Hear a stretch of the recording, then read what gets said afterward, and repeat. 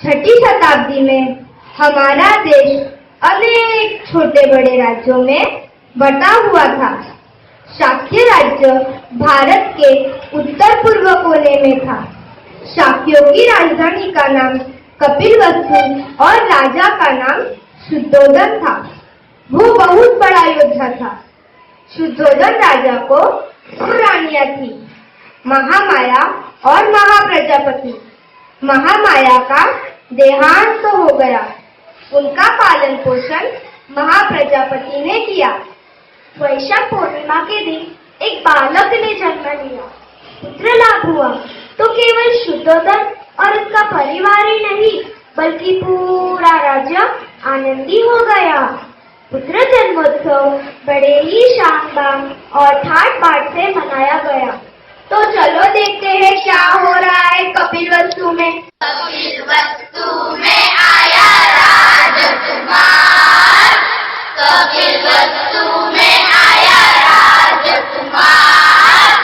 नाचो गाओ करो जय जयकार, नाचो गाओ करो जय जयकार। महाराज की जय हो, महाराज की जय हो। बधाई हो, बधाई हो, बधाई हो, बधाई हो। खुशियाँ फैलाने, दुखों को निवारने, खुशियाँ फैलाने, दुखों को निवारने। दिव्य पुरुष हुआ है प्रकट, दिव्य पुरुष हुआ है प्रकट। महाराज की जय हो, महाराज की जय हो। बधाई हो, बधाई हो, बधाई हो, बधाई हो। उधर हिमालय पर्वत में असित नाम के बड़े ऋषि रहते थे। असित ऋषि ने सुना कि आकाश तिथि देवता पुत्र शब्द की घोषणा कर रहे थे। तो चलो देखते हैं क्या हो रहा है हिमालय में।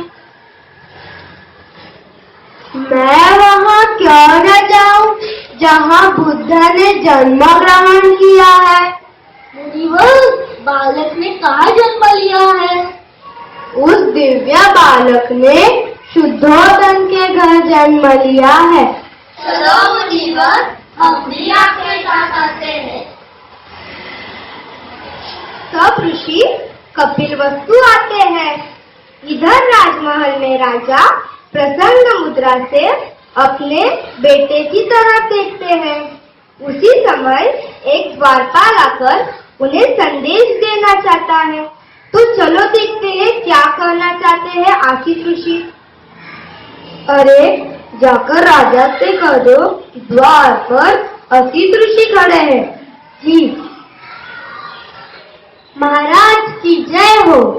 राजन, द्वार पर असित ऋषि खड़े हैं। वो आपसे भेंट करना चाहते हैं। ऋषि को आने दो। राजन, आपकी जय हो। आप चिरकाल तक जिए और अपने राज्य पर धर्मानुसार शासन करें। ऋषिवर, मुझे आपको देख के बहुत खुशी हुई, लेकिन आपके आगमन होने का क्या उद्देश्य है? राजन, तुम्हें पुत्र लाभ हुआ है, उसे देखने हम सब लोग आए। निसंदेह यह अद्भुत पुरुष है। 32 महापुरुष लक्षण है। यदि यह गृहस्थ रहेगा तो वह चक्रवर्ती नरेश होगा, लेकिन यदि यह गृह त्याग करेगा तो वह सन्यासी होगा। ऋषिवर, आप इस तरह रो क्यों रहे हो? आंसू क्यों बहा रहे हो?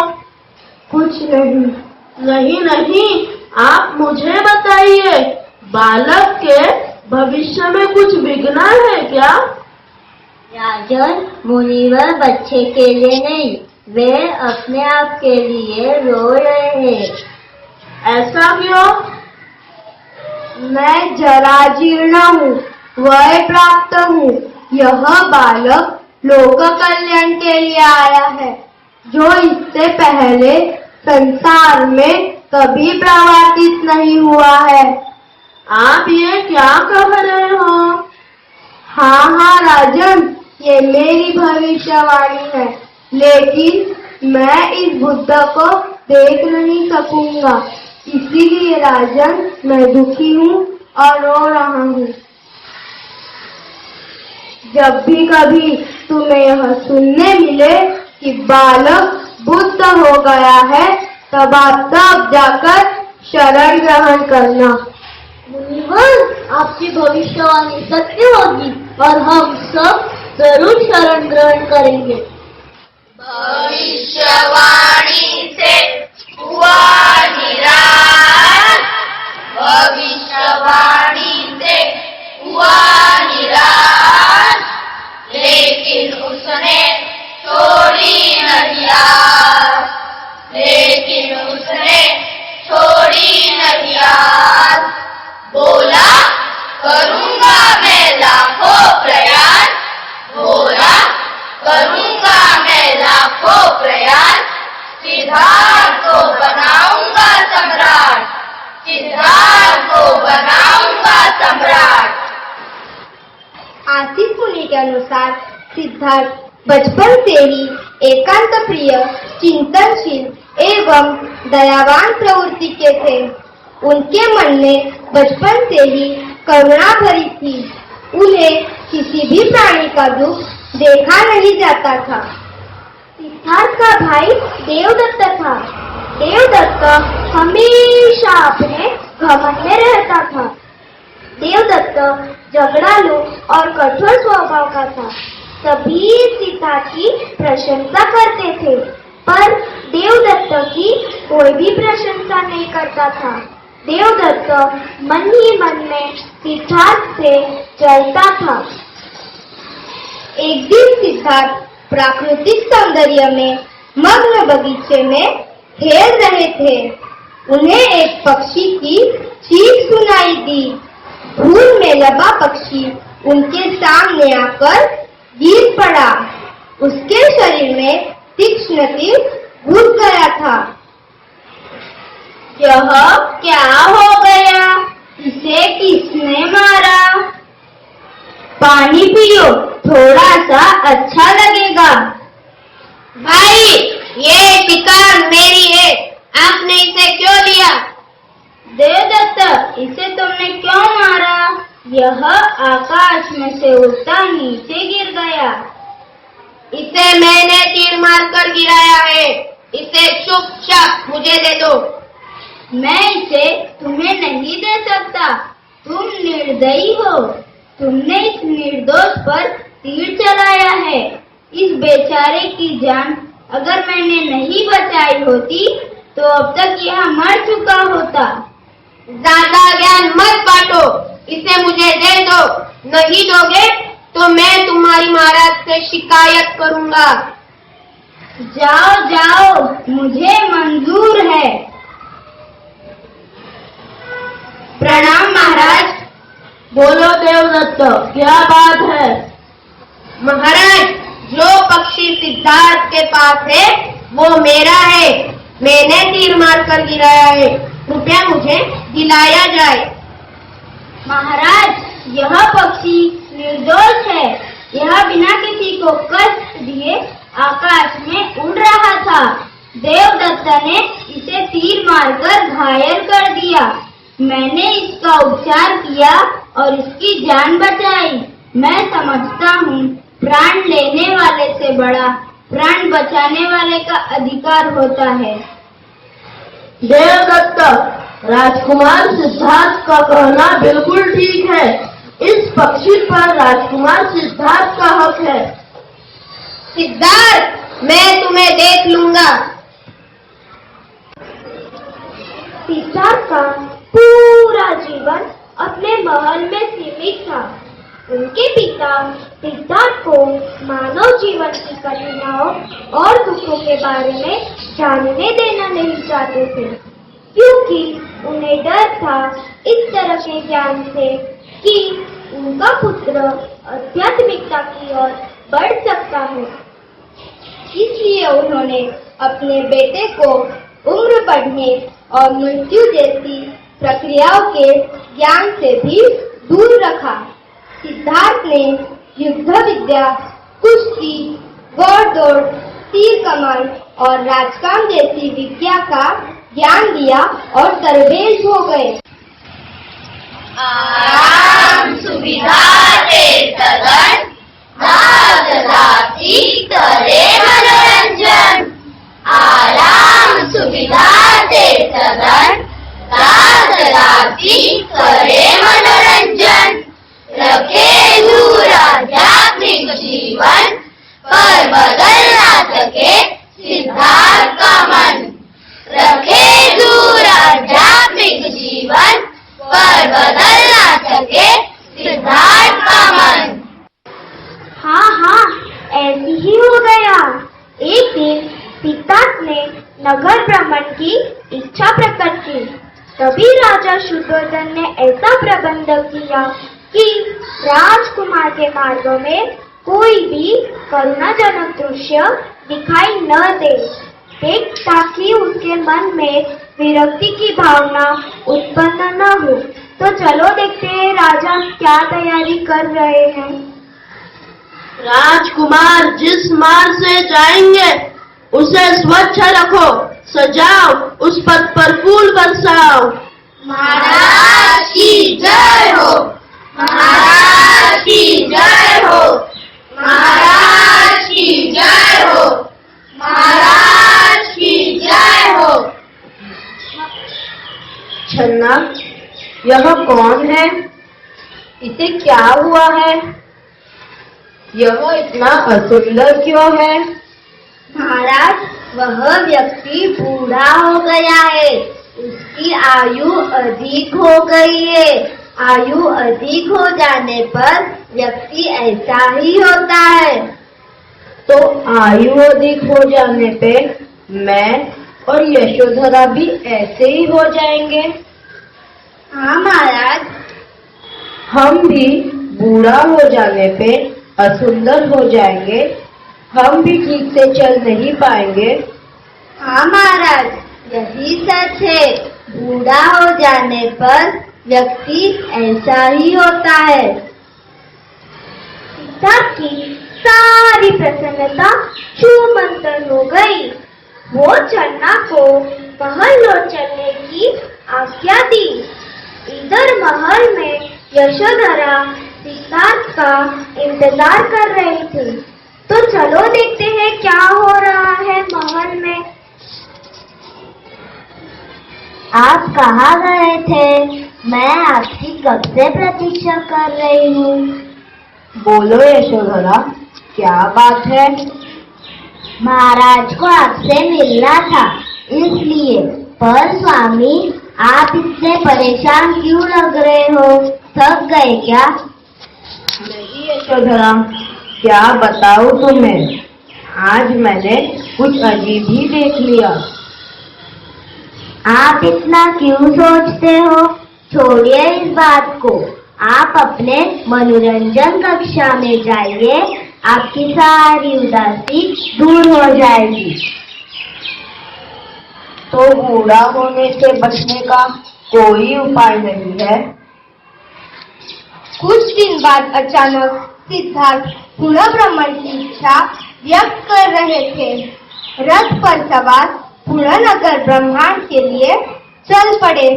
इस बार छन्ना ने प्रयास किया कि उन्हें कोई करुणाजनक दृश्य दिखाई न दे, लेकिन जो होना होता है वो होकर ही रहता है। तो चलो देखते हैं क्या कर रहे हैं छन्ना और सिद्धार्थ। महाराज की जय हो, महाराज की जय हो, महाराज की जय हो, महाराज की जय हो। रथ रोको छन्ना।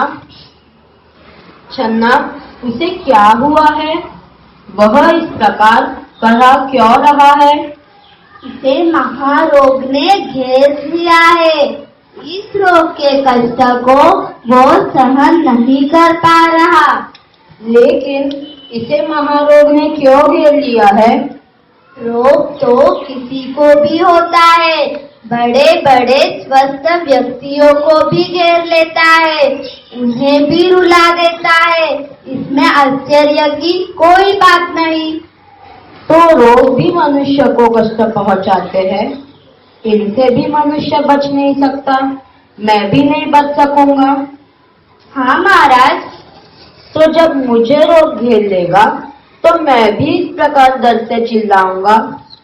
महाराज, ये मैं आपको कैसे कहूँ? छन्ना ने आगे रथ बढ़ाया। थोड़ा आगे चलने पर उन्हें एक शव यात्रा दिखाई दी। वे फिर छन्ना से पुनः प्रश्न पूछने लगे।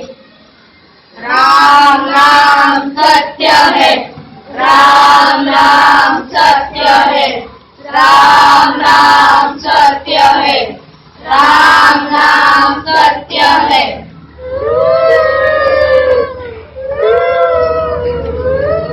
छन्ना, यह क्या दृश्य है? 4 व्यक्ति अपने कंधे पे किसे ले जा रहे हैं और उनके पीछे लोग क्यों रो रहे हैं? यह व्यक्ति मर गया है। मतलब क्या हुआ है इसे? महाराज, इसका जीवन खत्म हो गया है। इस मृत शरीर को शमशान में जला दिया जाएगा। क्या? ये चाप उनके संबंधी थे। इस शव को शमशान ले जा रहे हैं और जो पीछे रो रहे हैं वो उनके कुटुंब के लोग हैं। लेकिन यह व्यक्ति क्यों मर गया? मृत्यु इस संसार का अटल सत्य है। इसने आज तक किसी को भी नहीं छोड़ा। कोई भी व्यक्ति किसी भी समय मर सकता है। क्या इसी को जीवन कहते हैं? जीवन के इन भयानक दुखों से छुटकारा नहीं पा सकते, इसका कोई तो उपाय होगा।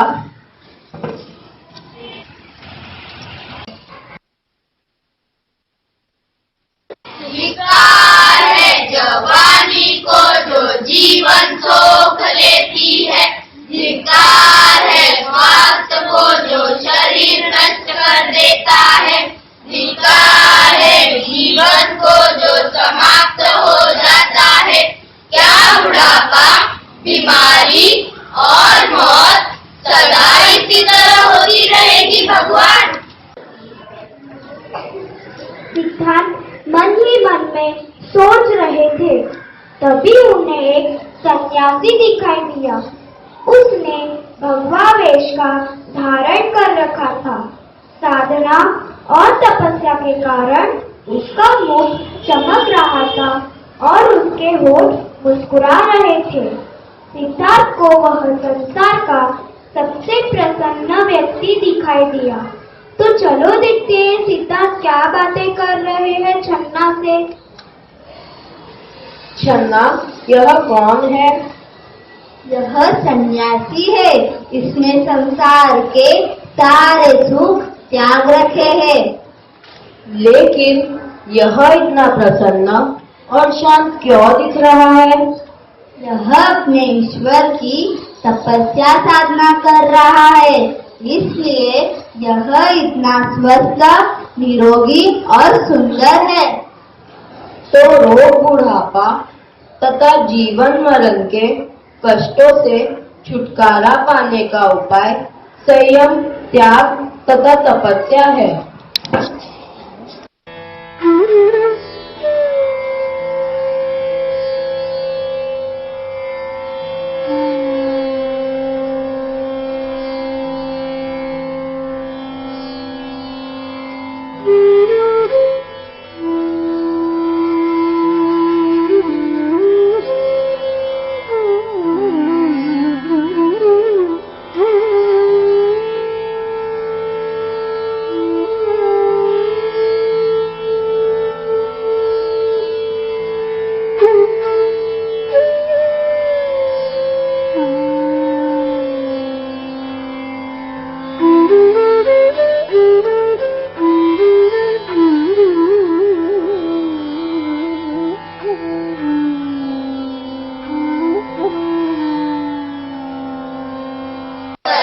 की खोज है जीवन का सार, सत्य की खोज है जीवन का सार, नकली सब है सुख का संसार, नकली सब है सुख का संसार, झूठे सुखों से मुझे जाना है पार, झूठे सुखों से मुझे जाना है पार, कब तक सहूंगा मोह माया का भार, कब तक सहूंगा मोह माया का भार।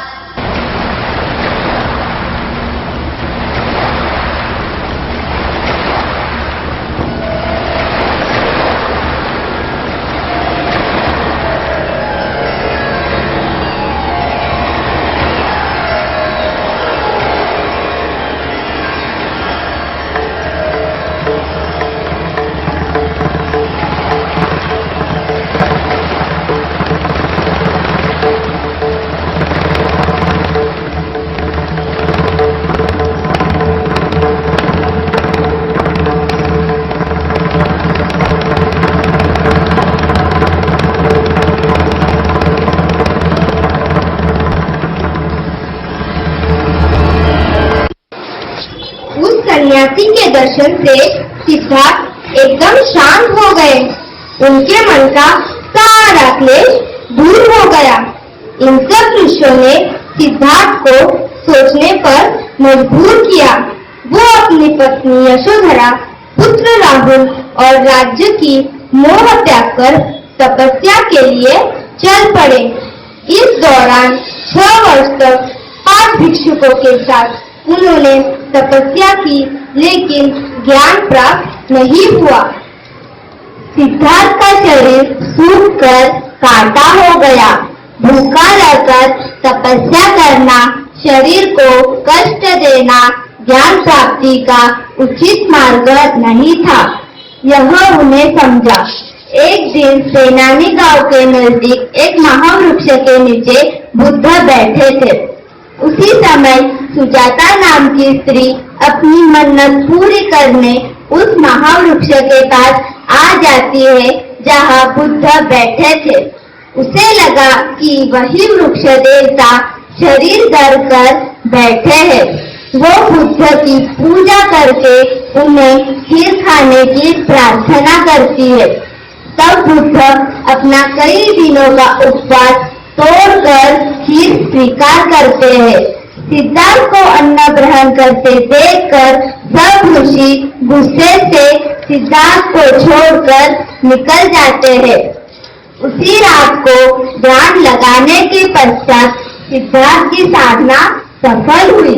कई दिनों तक वो उसी महावृक्ष के नीचे तपस्या की। उन्हें सच्चा बोध हुआ, इसलिए उस वृक्ष का नाम बोधि वृक्ष हो गया। जिस स्थान की यह घटना है वह स्थान हुआ बोध गया।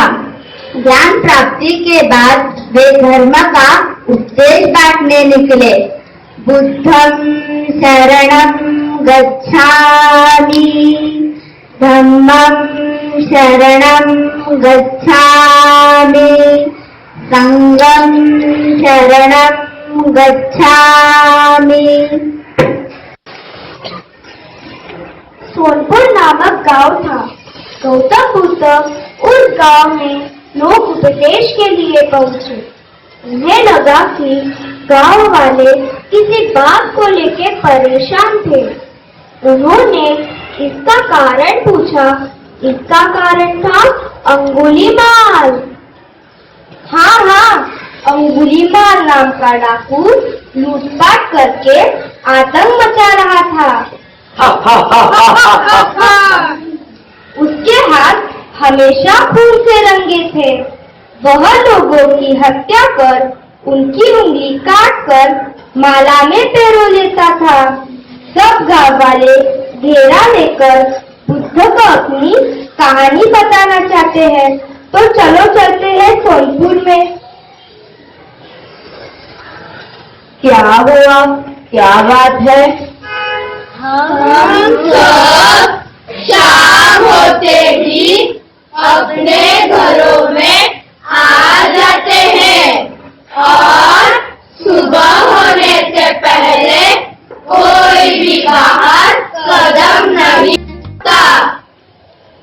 लेकिन ऐसा क्यों? सुना है जिसे भी मारता है उसकी एक उंगली काट कर माला बनाकर गले में पहनता है। नहीं, मैं तो अभी घर के बाहर नहीं निकलूंगा। अंगुलीमाल मुझे लूट कर मेरी जान भी ले लेगा। इस शैतान के आतंक से हमें कब छुटकारा मिलेगा पता नहीं। हाँ। ठीक है, मैं अंगुलीमाल को समझाता हूँ। आप सब मत डरो। नहीं नहीं, आप मर जाइए, वो शैतान है, आपको मार डालेगा। ठीक है।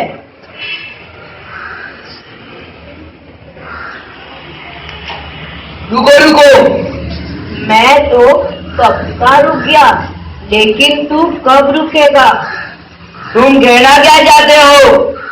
मैं तो सभी सांसारिक बंधनों से मुक्त हो चुका हूँ, लेकिन तू कब इनका रोकेगा? सन्यासी, तुम्हें मुझसे डर नहीं लगता क्या?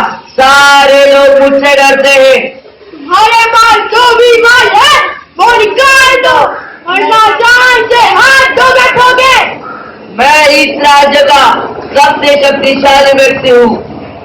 मैं यह कैसे मानूं कि तुम ही सबसे शक्तिशाली व्यक्ति हो? तुम्हें यह साबित करना होगा। वह कैसे? तुम उस पेड़ से 10 पत्तियां निकाल कर लाओ। बस इतनी सी बात? मैं तो पूरा पेड़ उखाड़ कर तुम्हारे पास ला सकता हूँ। नहीं नहीं, तुम बस 10 पत्तियां ही लाओ।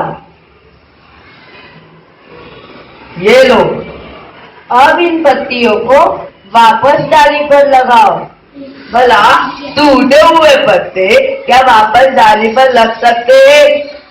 अगर तुम इतनी छोटी सी चीज जोड़ नहीं सकते तो तुम सबसे शक्तिशाली कैसे हुए? अगर किसी चीज को जोड़ नहीं सकते तो कम से कम उसे तोड़ो तो मत। किसी को जीवन नहीं दे सकते तो उसे मृत्यु देने का तुम्हें कोई अधिकार नहीं है। हाँ हाँ, आपने सही बताया। भला मैं कैसे शक्तिशाली हो सकता हूँ? मैं बहुत क्रूर हूँ। मैंने बहुत बड़ी गलती की है।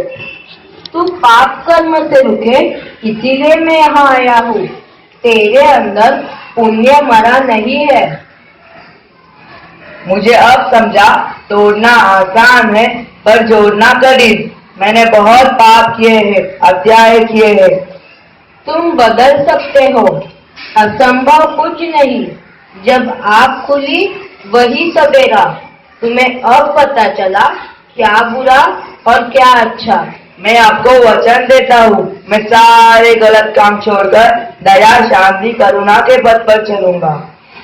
क्यों नहीं, तुम आत्मज्ञान के पथ पर बहुत आगे बढ़ोगे। तुम्हारा नया जीवन अब शुरू हुआ है। मैं अभी से ही अच्छा कार्य करूंगा। हो गया गलती का एहसास, हो गया गलती का एहसास, बन गया बुद्ध का शिष्य खास, बन गया बुद्ध का शिष्य खास। बना सन्यासी अंगुलीमाल, बना सन्यासी अंगुलीमाल। लोक सेवा में लगा सालों साल, लोक सेवा में लगा सालों साल। एक अंगुलीमाल ही नहीं, कई सामान्य प्रजा तथा कई ऊंचे व्यापारी राजा लोगों ने भी बुद्ध के संघ में प्रवेश किया। बुद्ध ने अपने संघ में सभी स्तर के लोगों को दीक्षा दी। ऐसे होते होते उन्होंने अपने आयु के 80 वर्ष तक लोक कल्याण, दुख निवारण, जीवन के सत्य का उपदेश दिया। शांति, दया, समानता का सभी भिक्षु के द्वारा प्रसार किया। सूर्य केवल दिन में चमकता है और चंद्रमा केवल रात्रि में। क्षत्रिय जब भी चमकता है जिस समय वह चक्रधारी रहता है, लेकिन बुद्ध अपने तेज से दिन और रात हर समय प्रकाशित रहते हैं।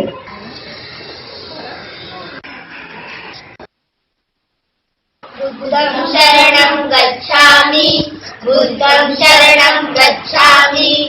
मन में मेरे बुद्ध, वाणी में मेरे बुद्ध, नीति में मेरे बुद्ध, कृति में मेरे बुद्ध।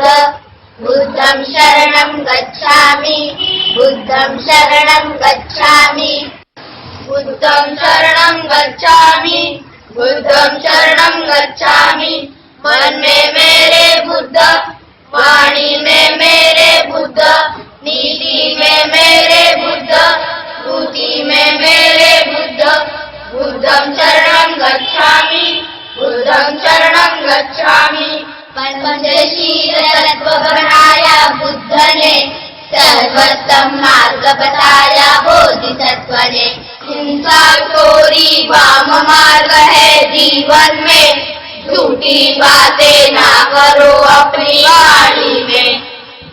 मादक पदार्थ ना लाओ सेवन में, व्यभिचार से दूर रहो संसार में। व्यायाम दे ताकत हमें दुखों से निपटने को, कष्ट ना पहुँचाए हम अपने कर्म से दूसरों को। मन शांति समाधि रखे चित्त की एकाग्रता को, संकल्प करो रखे ध्येयवादी अपने विचारों को।